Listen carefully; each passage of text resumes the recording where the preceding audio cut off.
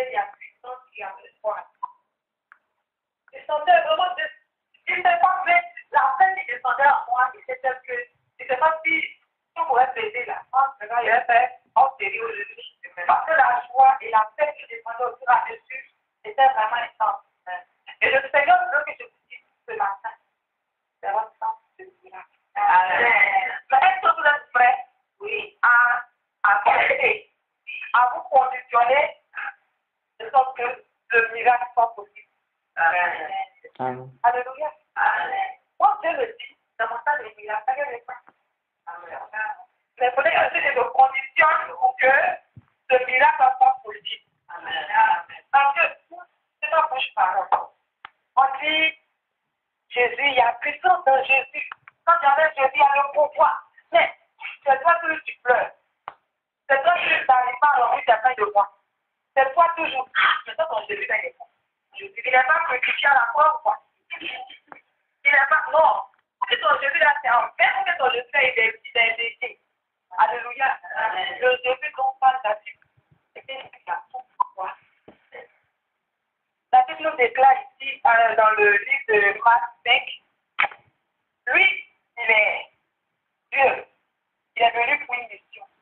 Mais il aidait les hommes. C'est-à-dire que quand les hommes ont fait, ils multiplient le pain. Ils les à manger. Il était la solution.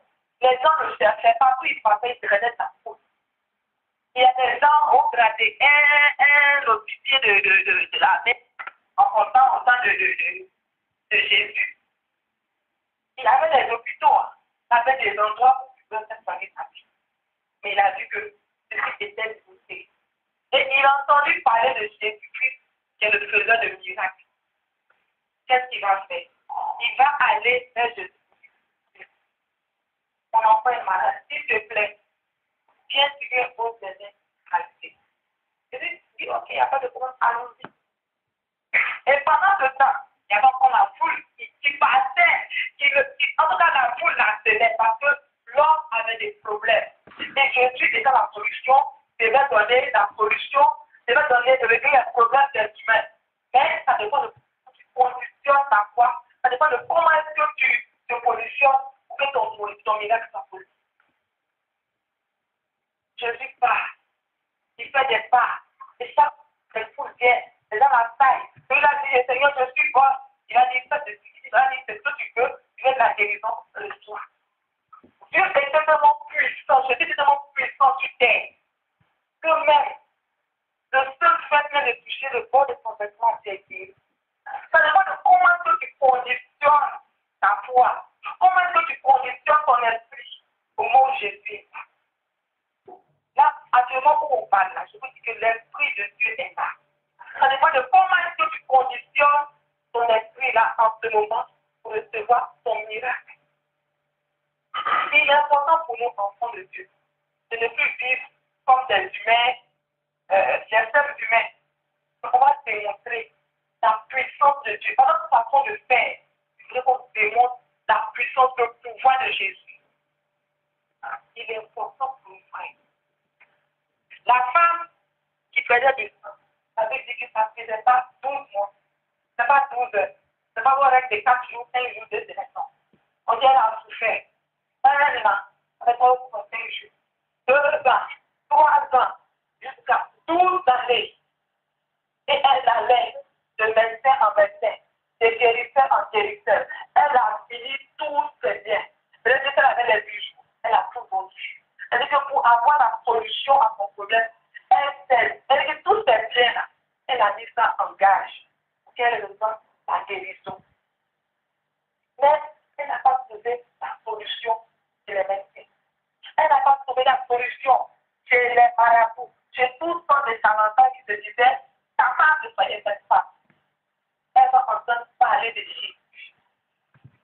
Elle va dire, voilà que ma solution arrive. Voilà que je sens que mon miracle arrive.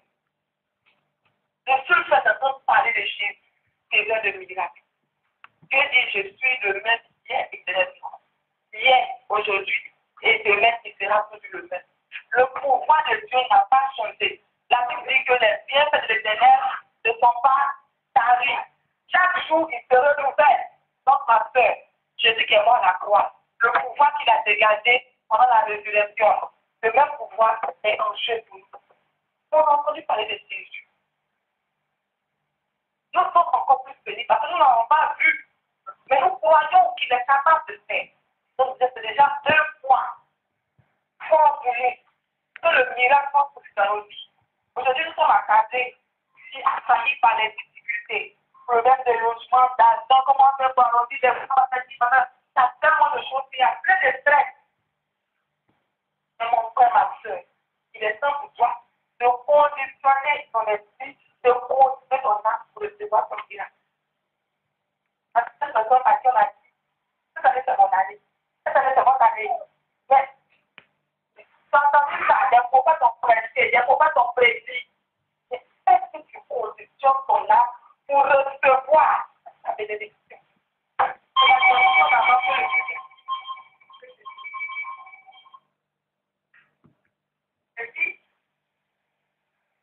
C'est la première question. Comment tu conditionnes ton âme pour la bénédiction? Comment tu conditionnes ton âme? Comment tu conditionnes ton esprit? Quel est l'état d'esprit dans lequel tu es quand Dieu vient te ressusciter? Je vais vous dire quelque chose. Le Dieu que nous servons, un Dieu vivant, il prend soin de ses brebis. Et le moment quand il vient, il voit que tu vas te dire, Seigneur, c'est un problème, c'est un problème. Est-ce que Dieu te voit? Quand il vient, quand il voit le doute, il réussit. Il attend que tu te positionnes. C'est-à-dire, dans une phase où le Saint-Esprit peut agir. La Bible dit que cette femme-là, elle était là, elle dit, oh, j'ai entendu parler de Jésus. Oh, voici voilà la solution à mon problème. Et tout ce qu'elle voulait, c'est rencontrer Jésus. Est-ce que vous êtes prêts à rencontrer Jésus ce matin encore? Est-ce que vous êtes prêts à rencontrer Jésus? Je n'entends pas. Amen. Est-ce que vous êtes prêts à rencontrer l'Esprit de Dieu? Amen. Amen. L'Esprit de Dieu va commencer. Et que la femme a commencé à mettre son esprit sur Jésus. Elle dit, oh, c'est Jésus ce qui peut m'aider. C'est Jésus ce qui peut m'aider. Elle a commencé à dire, c'est Jésus ce qui la solution. Le Saint-Esprit va t'approcher d'elle. Pour lui dire, ce que tu as comme opposition, c'est pas même. Et voyant ta foi, l'Esprit de Dieu va l'aider. Alléluia. Amen. Et comment est-ce qu'une femme, on entend parler de Jésus, mais elle a dit qu'une fois, Jésus, quelqu'un a touché la vie de Jésus, puis Jésus, la personne est avec sa guérison, personne. Je vous dis que c'est le fruit de l'Esprit de Dieu. Parce que la femme déjà a parlé sa foi sur Jésus. Donc, il y a du mot. Elle est malade. C'est qu'elle a une heure de mort, on est déjà accompli. C'est pas les esprits. Ma fille, vas-y, n'aie pas peur. Imaginez-vous un président qui a répondu partage d'argent. Parce que quand il sera quand même là, ça va commencer peut-être à s'occuper peut-être à la fin là-bas et puis le monde. Donc imaginez, on dit non, c'est que il donne l'argent. Ah, tout va passer. Il y aura du monde. Donc c'est comme ça Jésus. Alléluia. Et la femme est ça. Là, les gens marchent sur ses pieds. Il dit, moi, ce qui est, c'est la guérison des gens. Et la femme a pensé. Elle dit, aujourd'hui, c'est aujourd'hui. Aujourd'hui, c'est aujourd'hui. Tous sont le. Elle dit, sa fondation, elle dit, si seulement j'ai touché le bois de son vêtement là, c'est ce qui serait guéri. Et elle ne doutait pas. Il n'y avait même plus le doute n'était même plus là. Elle s'est dit, Jésus, même s'il y a tout son poids, le bois de son vêtement serait guéri. Et seulement, je vous dis que elle était guérie par le Saint-Esprit. Parce que quand le Saint-Esprit là, il voit que c'est comme la folie. Et elle va suivre l'inspiration. Elle va aller. Elle va dire aujourd'hui. Il reste peut-être un mètre entre les deux, un fois. C'est juste qu'il y avait, comme on peut dire, un cordon de personnes. Et puis, peut-être en train de dire, non, on n'est pas il faisait des barrières, mais elle dit aujourd'hui. Elle va se le prendre. Elle dit que son bourreau qui serait là, c'est le petit point à la tête, couché. Ça veut dire que automatiquement, la reçu. Donc, c'est que elle a reçu la guérison. Le sang, c'est tout là. C'est Dieu, même chose. Comment Dieu est puissant. C'est-à-dire qu'elle-même, elle a connu son esprit aujourd'hui. Et son papa, mon miracle. Je lui ai pas parti dans son miracle. Si c'est pas le fait, non, elle a composé. Elle dit aujourd'hui, on appelle ça de Jésus, je ne le laisse pas. Quand que ça ne sort pas, moi je suis avec lui. C'est-à-dire qu'aujourd'hui, le miracle est possible. Le miracle, c'est-à-dire que nous, on doit dire ce miracle en miracle. Chaque jour, on dit, ça n'appelle pas de miracle. Elle a sa foi, elle a. On a appelé maman, dit, le papa miracle. Parce que ça dépend de comment est-ce qu'on conduit la foi d'évangile. Ça dépend de comment est-ce qu'on conduit notre esprit. Souvent, le doute, là, qui est vraiment le contrôle de notre vie. Quand on vient, on dit non, la facture à payer, on regarde le compte, c'est bien au rouge. Eh, Seigneur, toi-même, tu m'as oublié. Seigneur, toi-même la même. Et quand on commence à douter comme ça, je trouve les cas. Je devais il m'a oublié. Il m'a oublié. Dans quel conditionnement il va que moi, seulement je m'accorde sur lui, c'est que je ne pas ce miracle. Il est important pour nous de pas avoir de changer le conditionnement de notre esprit.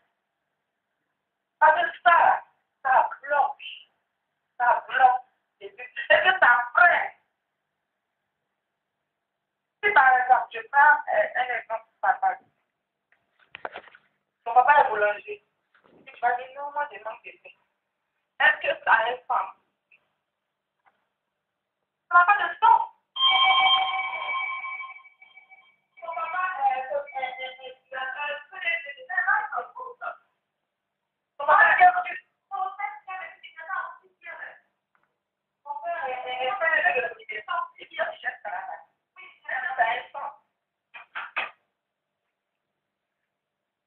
souvent, je me pose la question. Non, si mon père est pédé, je voyais quand même pédé, moi, je vais galérer. Il n'y a jamais eu un enfant qui a son père pédé de société et qui fait déjà le nom de la lui, on prépare pour lui. On lui dit, bon, on se conditionne dans une école. On te dit, bon, tu dois faire ça, tu dois faire ça, tu dois faire ça.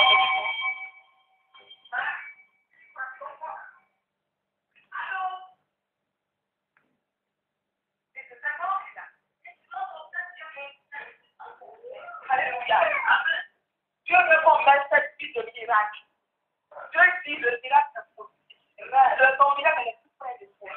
Mais ce qui change, ce qui fait que je ne vais pas continuer de ta bénédiction, c'est le contenu de ton esprit.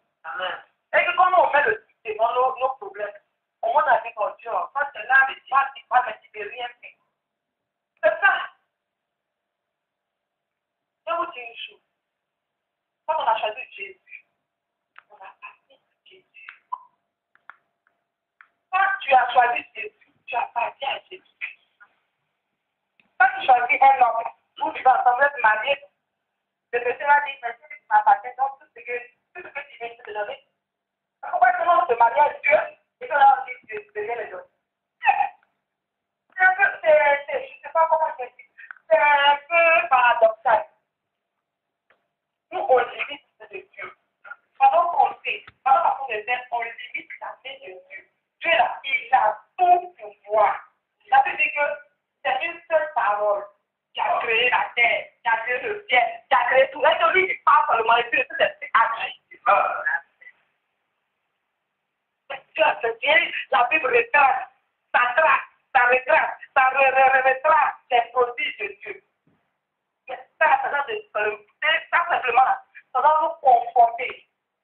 Je vous assure, quand vous avez les difficultés là, prenez les passages bibliques où on parle de miracle, ça va vous fortifier. Peut-être que nous, on change.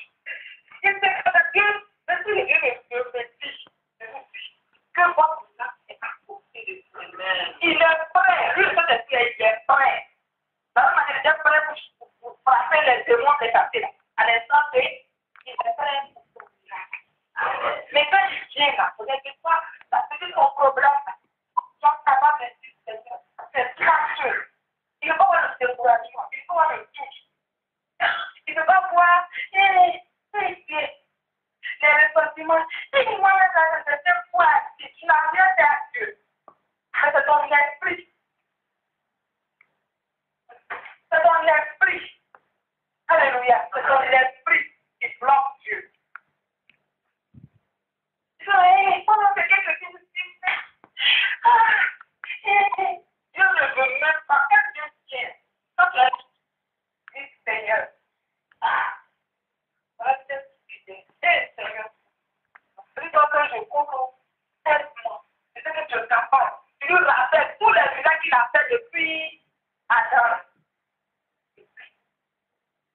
Dieu l'appelle comme ça. C'est pas, si ça osait, la main. Si ça osait, la main, les gens sont partis. C'est pas comme si les gars qui disent, c'est 10 000 euros, bien des 100 000 euros, tout ça. Il a tout pour moi. Donc, frère et sœur, aujourd'hui, le Seigneur veut aussi que c'est le temps de votre.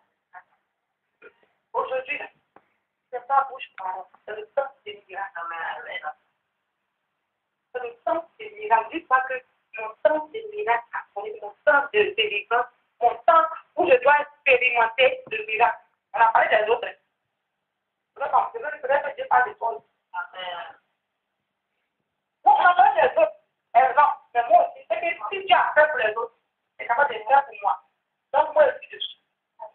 Alléluia. Il faudrait que le Saint-Esprit vous donne à chacun de vous réunir de son. Parce que nous avons le foi des malades, il y a des foi patients. Il faudrait que le Seigneur encore nous donne le don de foi pour pouvoir bénir des chrétiens qui tiennent de toi la vague. Alléluia. Est-ce qu'on peut donner acclamation au Seigneur?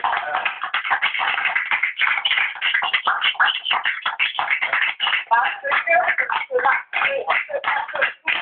va commencer notre guérison, va commencer par une rééducation spirituelle. Alléluia. Et nous allons prier pour les différents cas. Cela les gens. Il va venir. D'abord le relais. On va continuer le moment. Amen. Amen. Je lis Luc 7, versets 11 à 17. Le jour suivant, Jésus alla dans une ville appelée Naïm. Ses disciples et une grande foule faisaient route avec lui. Lorsqu'il fut près de la porte de la ville, voici on portait en terre un mort, fils unique de sa mère qui était veuve, et il y avait avec elle beaucoup de gens de la ville. Le Seigneur, l'ayant vu, fut ému de compassion pour elle, et lui dit, ne pleure pas. Il s'approcha et toucha le cercueil. Ceux qui le portèrent s'arrêtèrent. Il dit, jeune homme, je te le dis, lève-toi. Au verset 15. Et le mort s'assit et se mit à parler. Jésus le rendit à sa mère. Verset 16.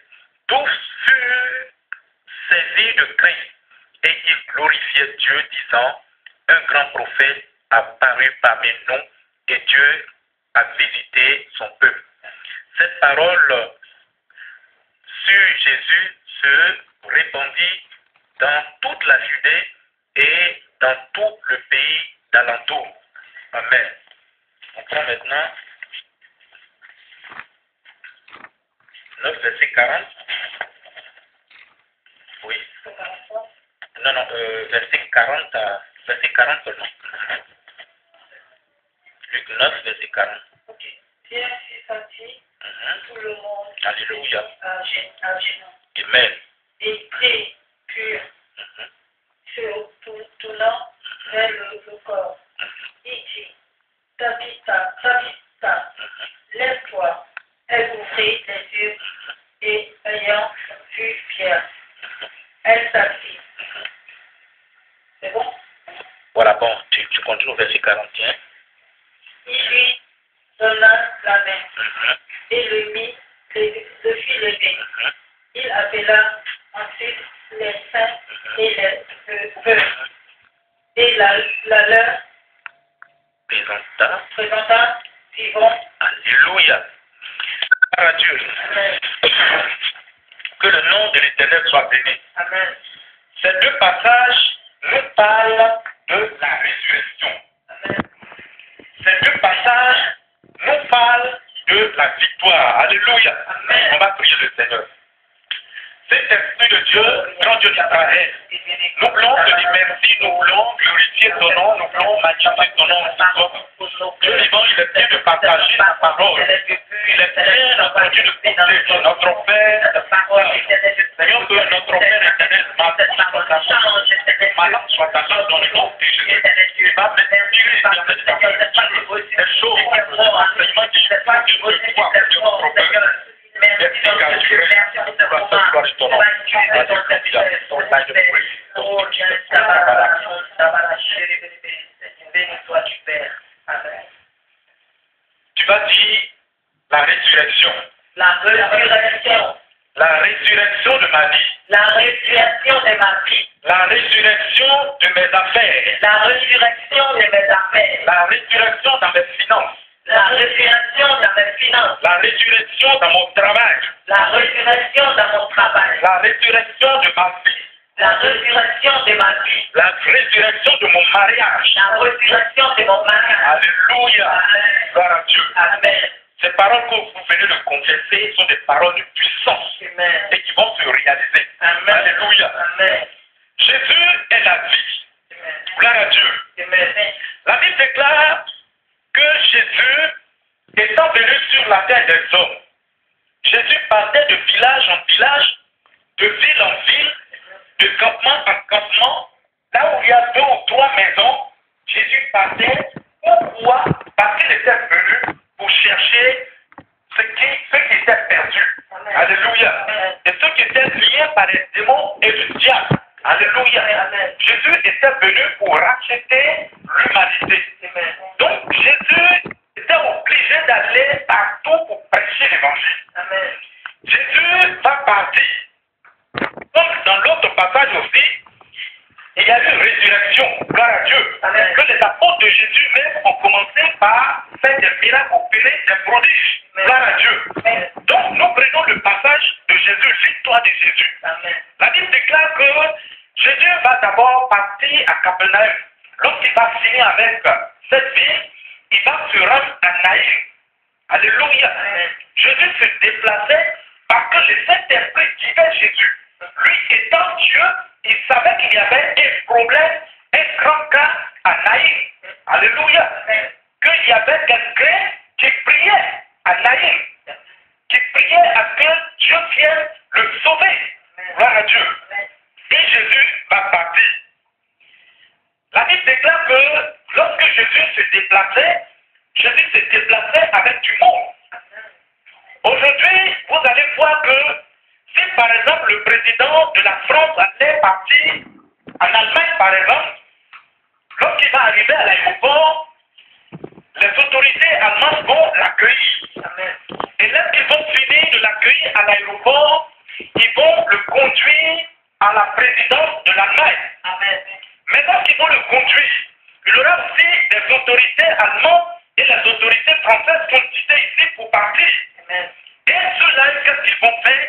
Ils vont faire un grand cortège pour partir. Alléluia. Donc c'est comme ça que Jésus se déplaçait avec un cortège. Alléluia. Il y avait des hommes qui suivaient Jésus. Gloire à Dieu. Voilà pourquoi lorsque Bartimée devait recevoir sa guérison, la Bible dit que Bartimée criait fort. Mais personne ne l'attendait plus loin parce qu'il y avait du monde. Mais les gens qui étaient à côté de Bartimée disaient que Bartimée les gênait avec ses cris. Gloire à Dieu. Donc quand Jésus se déplaçait, il se déplaçait avec du monde. Alléluia. Et Jésus va partir avec le cortège de la vie. Gloire à Dieu. Et le cortège de la résurrection. Pendant ce temps, dans la ville de Naïm, il y avait problème. Alléluia. Il y avait problème là-bas. Il y avait une femme veuve. Et quand on dit une personne est veuve, c'est que c'est une personne qui a perdu son conjoint. Alléluia. Donc, la femme veuve avait seulement qu'un fils. Et la Bible mentionne ici que ce fils-là était unique. Certainement, peut-être que cette femme, quand elle a perdu son mari, les gens sont venus la consoler. Que vraiment, calme-toi, que c'est la volonté de Dieu. Et cette femme va écouter. Ils vont dire encore à cette femme peut-être que comme ton fils est là, il ira au champ, il cultivera la terre pour te faire manger. Alléluia. Donc cette cause de son fils unique, va garder espoir. Et il y a encore quelque chose de terrible qui va se passer dans la vie de cette dame. La Bible déclare que ce fils unique, celui qui elle comptait, ce fils-là aussi va passer à la mort. Voyez la désolation de cette femme. Voyez le découragement de cette femme. Et elle pleurait amèrement. Elle avait l'amertume dans son cœur. Elle ne savait quoi faire. Elle avait des problèmes. La Bible dit qu'il y avait du monde autour de cette femme-là. Pourquoi? Parce qu'elle faisait pitié. Dans le même village, elle va perdre son mari. Dans le même village, elle va perdre son fils unique. Les gens vont venir en groupe pour la consoler. Les gens vont venir pour consoler cette femme. Et elle ne pouvait pas. Elle ne pouvait pas. Alléluia. Elle était découragée. Mais quand un homme meurt, qu'est-ce qui va se passer? Le cadavre va pas rester là. Il sera forcé à enterrer. Donc les gens du village vont se concerter pour prendre une décision. Et ils vont accompagner le corps au cimetière. Et ceux qui sont des garçons vont emballer le corps. Et ils vont déposer ce corps-là dans un cercueil. Et ils vont prendre le corps par 4 ou par 6 personnes pour accompagner le corps jusqu'au cimetière. Il y avait une foule d'hommes aussi qui accompagnait le corps. La femme qui avait perdu son enfant aussi était là. Alléluia. Amen. Et il y avait ce cortège-là, était le cortège de la mort. Le cortège de la mort avait pris la direction du cimetière. Et quand ils ont pris la direction du cimetière, la femme continuait de pleurer. Il y avait des gens autour d'elle qui la consolaient toujours. Et Dieu va s'opérer, Dieu va opérer des miracles. Pendant que la femme était en train de pleurer, et pendant que le cortège de la mort avançait au cimetière, il y avait le cortège aussi de la vie et de la résurrection, dont Jésus était à la tête, qui rendait au village, qui prenait la direction du village. Et la mort, le cortège de la mort aussi avançait au fur et à mesure. Jésus, le cortège de la vie et de la résurrection avançait. Il va voir quelque chose. Alléluia. Il va voir quelque chose. Quelque chose va se passer là. Donc, lorsque le cortège de la mort avançait, le cortège de la mort, de loin à plusieurs mètres, centaines de mètres, le cortège de la mort va constater quelque chose. Qu'il y avait un autre cortège qui devait se croiser à eux. Et il y avait le cortège qui venait avec plein de lumière. Ce cortège-là venait avec une puissance. Ce cortège-là venait avec la délivrance. Ce cortège-là venait avec la résurrection. Et le cortège de la mort, voyant cela venir, la mort va dire ça, certainement, c'est Jésus de Nazareth, le Fils de Dieu qui arrive. Je ne peux pas tenir. Et ceux qui portaient le corps étaient sous le cadavre. Eux, pour eux, ils partaient. Ils ne savaient rien. Ceux qui étaient dans la foule, qui accompagnaient le corps, ils ne savaient rien. Et pour eux, ils s'en vont directement au cimetière pour enterrer le mort et se retourner. La femme qui avait perdu son fils aussi, elle continuait de pleurer parce qu'elle n'avait plus d'espoir. Mais il y a quelque chose qui va se passer. Un changement va se faire. Alléluia. Et Jésus, le cortège de la vie, parce que déjà de loin, lorsque la mort a vu Jésus venir, il a libéré le corps automatiquement. Parce qu'il connaissait Dieu, le Créateur. Il connaissait le Saint-Esprit depuis le 3e siècle. La Bible déclare que le Saint-Esprit a dénaturé le diable et les démons et les a projetés. Donc, depuis loin, il voyait le cortège de la vie avec la lumière de la puissance du Saint-Esprit qui venait et il a libéré le corps de la femme. Alléluia. Et lorsque Jésus va s'approcher, les deux cortèges vont se croiser. Il va avoir mal. Alléluia.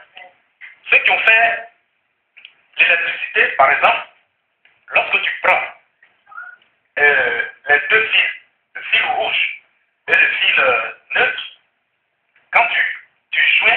les deux fils, les deux bouts, qu'est-ce que ça fait? Alléluia. Gloire à Dieu. Donc voilà, ça va faire mal là. Et quelque chose va se passer. Et quand ça fait mal, c'est du feu qui sort. Alléluia. Donc le cortège de la vie, de la résurrection et le cortège de la mort vont se croiser. Il y a quelque chose qui va se passer. Gloire à Dieu.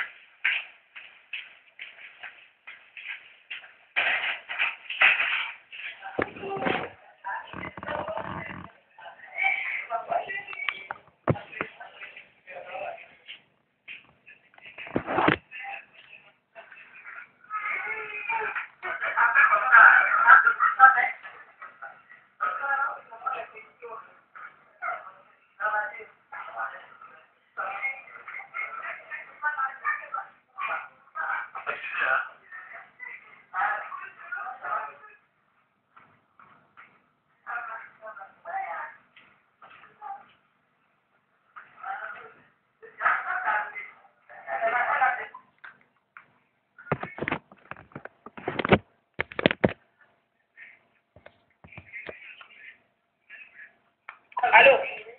Allô? Alléluia. Gloire à Dieu. Donc on était au milieu. La Bible dit que Jésus, étant venu sur la terre des hommes, partait de ville en ville, de village en village, pour prêcher l'évangile. Car la Bible déclare que Jésus est venu pour libérer les captifs, pour ressusciter les morts, car il a payé le prix à la croix de Golgotha. Son sang qui a ruisselé nous donne droit à la vie éternelle. Gloire à Dieu. Donc Jésus annonçait comme ça qu'il y aura un changement dans la vie de l'homme. Parce que la Bible déclare que l'homme a péché et il a été privé de la gloire de Dieu. Alléluia. Donc Jésus, étant d'abord à Capernaum, va aller à Naïm. Et à Naïm, il y avait quelque chose qui se passait là-bas. Gloire à Dieu. La Bible déclare que il y avait une femme veuve qui avait un fils unique. Et ce fils unique-là va mourir à la suite. Et qu'est-ce qui va se passer? La Bible déclare que cette femme-là, dans la ville, il y avait une grande foule qui était venue chez elle. Pourquoi? Parce qu'ils savaient que cette femme déjà avait perdu son mari. Et qu'elle avait seulement qu'un seul fils qui cultivait la terre pour elle. Alléluia. Donc, cet enfant-ci va passer à la mort. Regardez la désolation. Cette femme va pleurer. Elle va pleurer. Et les gens vont venir pour la consoler. Mais qu'est-ce qui va se passer? Lorsqu'ils vont la consoler, ils vont dire, bon, puisque le cadavre ne va pas rester là, ils seront obligés d'aller l'enterrer. Et ils vont emballer le cadavre et mettre ce cadavre-là dans un cercueil. Et des gens vont porter ce cadavre-là pour la direction du cimetière. Gloire à Dieu. Et pendant ce temps, il y avait un autre groupe aussi. Et ce groupe-là, c'était le cortège de la résurrection et le cortège de la vie. Ce groupe-là, à la tête, il y avait le Dieu créateur. Il y a Jésus-Christ de Nazareth. Regardez aujourd'hui. Il y avait deux cortèges. Il y a le cortège de la mort qui va quitter le village de Naïm au cimetière. Et il y avait aussi le cortège de la vie et de la résurrection qui va quitter de Capernaum au village Naïm. Alléluia. Il y avait deux cortèges. Alléluia. Regardez aujourd'hui, le président Hollande, par exemple, va aller en Allemagne.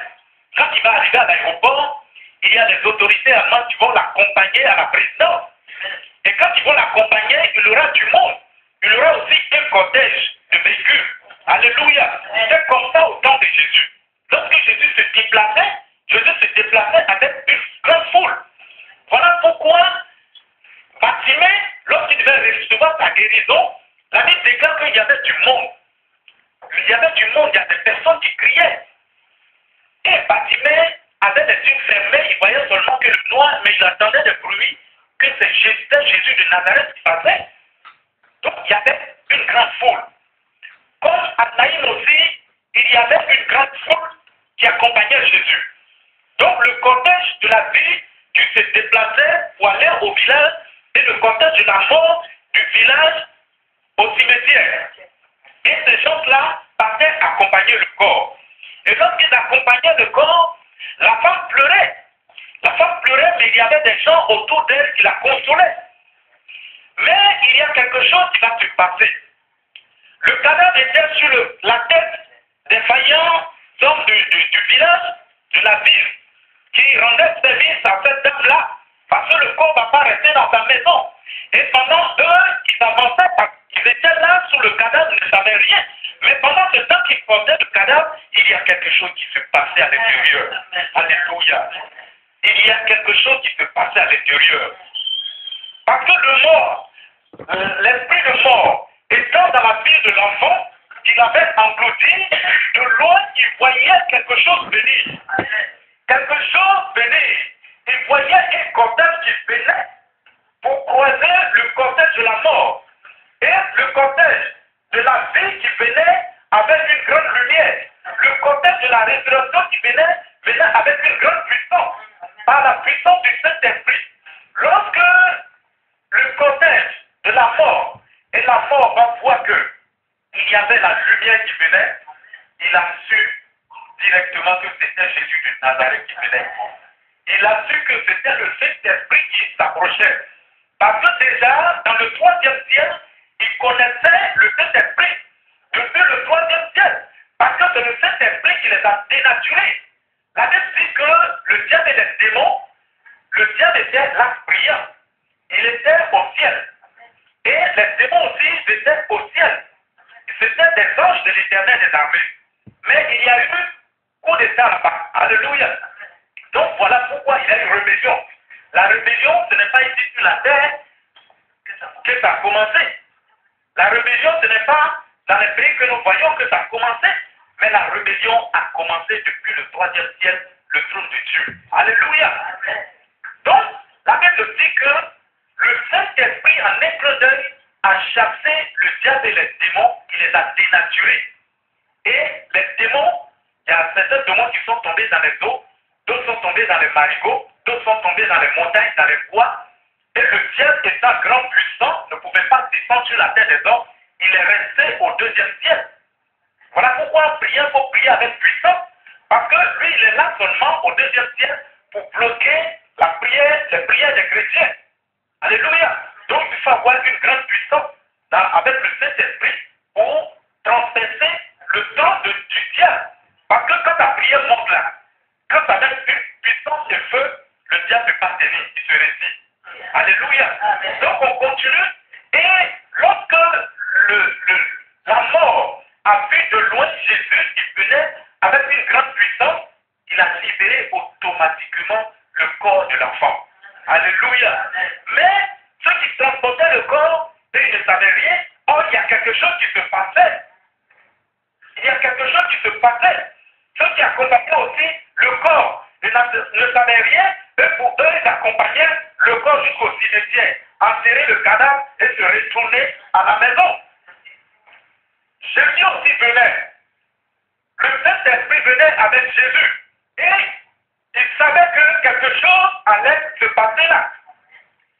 Et lorsque les deux cortèges vont se croiser, il va y avoir quelque chose.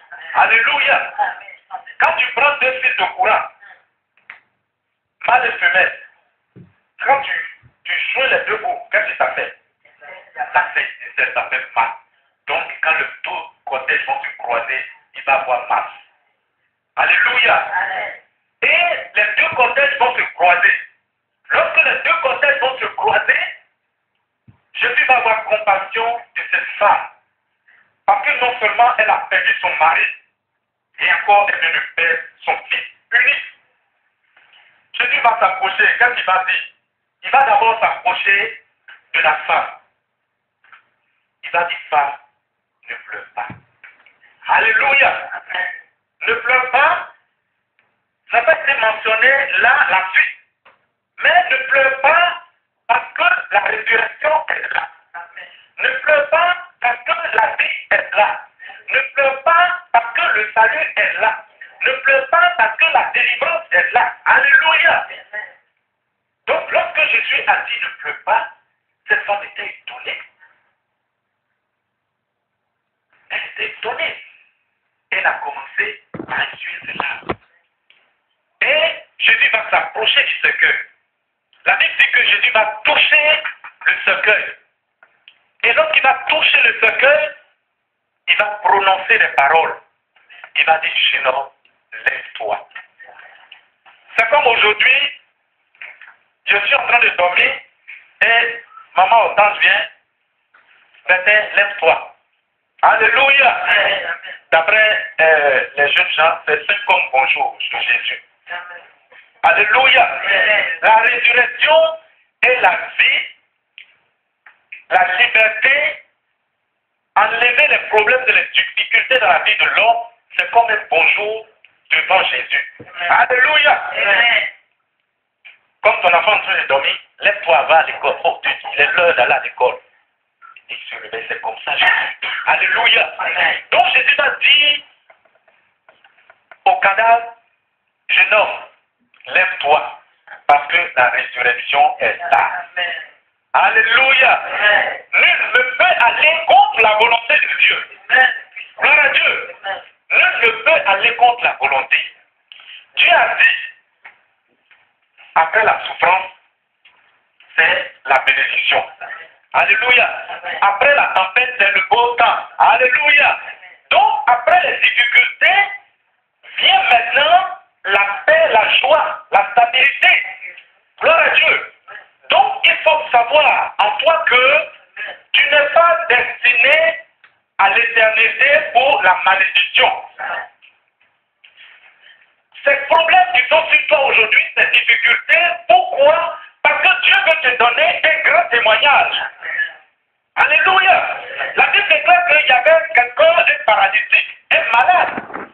Les serviteurs de Jésus, les disciples vont lui demander, Jésus, mais qu'est-ce qui se passe dans la vie de cet homme? Pourquoi il est comme ça? Ce sont ses parents qui ont péché ou lui-même?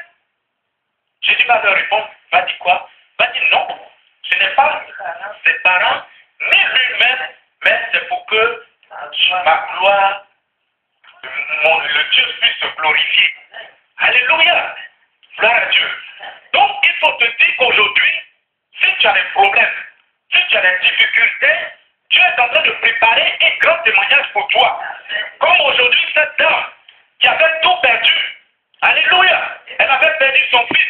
Mais lorsque le cortège de la résurrection et de la vie va croiser le cortège de la mort, il y a quelque chose qui va se passer. Alléluia. Pour cette femme-là, elle n'avait plus d'espoir. Elle pensait qu'elle partait pour enterrer son fils et retourner préduire au village. Mais Dieu dit non, c'est assez comme ça. Alléluia. Dis-toi que c'est assez. Alléluia. Dis à Dieu, tu prononces, je suis fatigué. Tu dis que je suis fatigué. Dis quelque chose dans ma vie. Dis quelque chose dans ma vie. Dis un mot dans ma vie. Que la résurrection se fasse dans ma vie. La résurrection se fasse dans mes affaires. La résurrection dans ma famille. La résurrection dans mon travail. La résurrection dans mes finances. Alléluia. Ce que tu viens de prononcer, c'est très puissant. C'est très puissant. Dieu est en train d'accomplir de grandes choses. Dieu est en train d'accomplir de grandes choses. Le Saint-Esprit est là. Le Dieu créateur est là. Le Dieu vivant est là.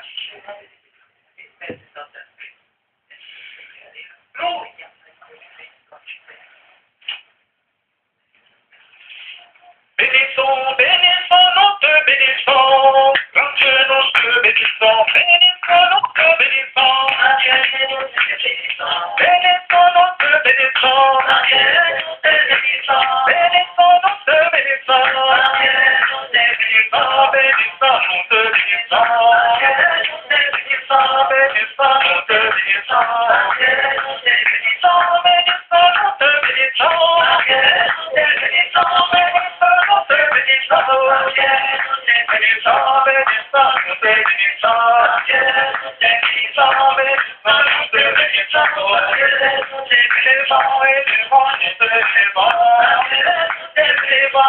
Bénissons,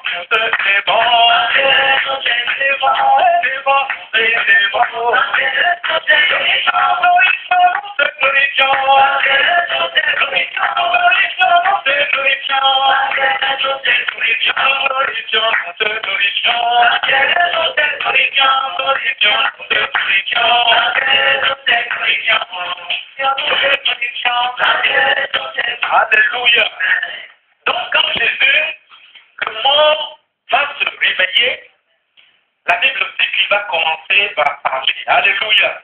Et Jésus va prendre la main de l'enfant, femme, prends ton fils. Alléluia.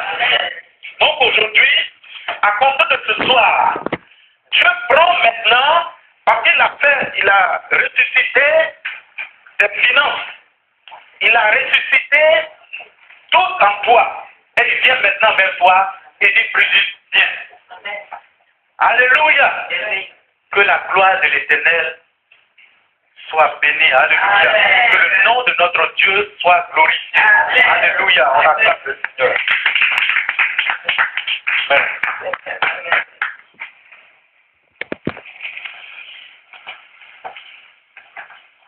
Libéré, gloire à Dieu. Et tu nous as sauvés.